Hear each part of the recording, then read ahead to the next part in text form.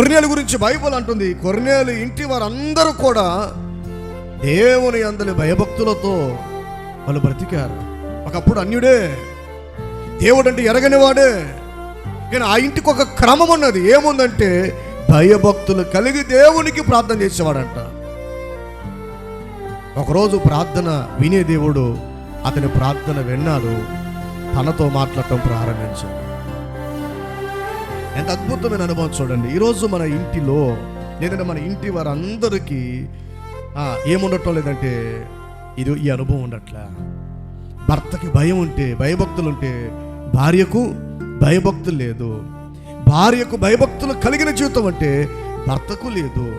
తల్లిదండ్రులకు భయభక్తులు కలిగిన జీవితం ఉంటే పిల్లలకు లేదు. ఆ ఇంటికి రక్షణ ఎలా వస్తుంది?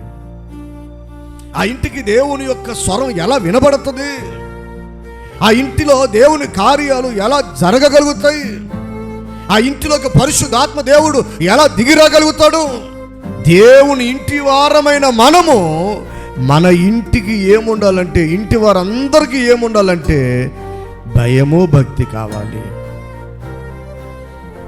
ఒకనాడు హన్న పాలతోనే భయభక్తులు కలిగిన జీవితాన్ని పెంచిందంట.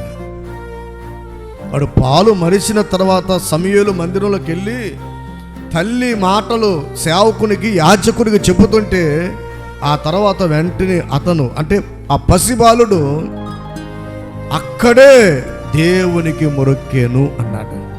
బైబిల్ అలా రాయబడింది. ఎంత భయభక్తులు కలిగినటువంటి కుటుంబ వ్యవస్థ. ఈరోజు మన ఇంటిలో మన ఇంటి వారందరికీ ఏముండాలంటే చెప్పండి, ఏముండాలి? భయము భక్తి కావాలి.